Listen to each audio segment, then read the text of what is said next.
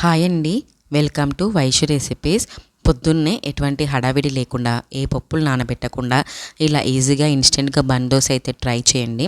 చాలా అంటే చాలా టేస్టీగా ఉంటుంది. పిల్లలకు కూడా చాలా బాగా నచ్చుతుంది.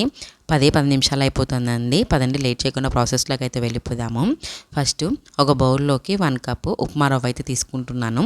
అదేనండి సూజీ రవ్వ అంటారు, దాన్నే బాంబే రవ్వ కూడా అంటారు.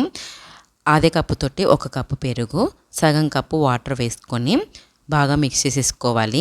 ఇలా బాగా మిక్స్ చేసుకున్న తర్వాత మూత పెట్టేసి ఒక 10 నిమిషాలు అయితే పక్కన ఉంచుకోవాలి. ఆ లోపు అయితే చట్నీ ప్రిపేర్ చేసుకుందాము.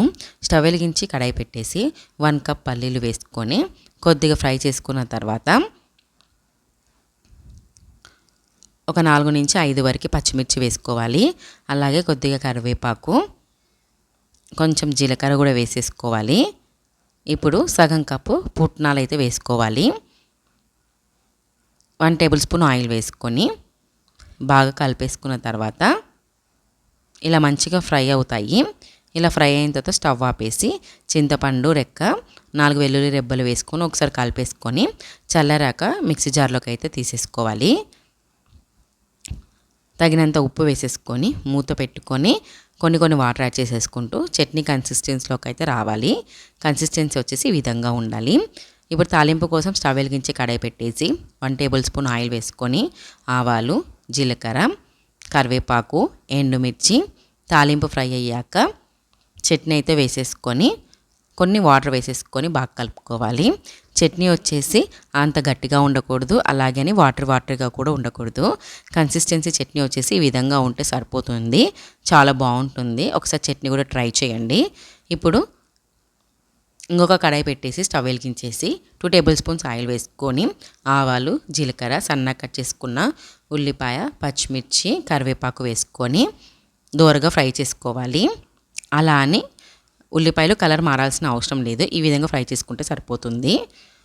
ఇప్పుడు నానబెట్టుకున్న ఉప్మా రవ్వని ఒకసారి బాగా కలిపేసుకొని మిక్సీ జార్లోకి తీసుకున్న తర్వాత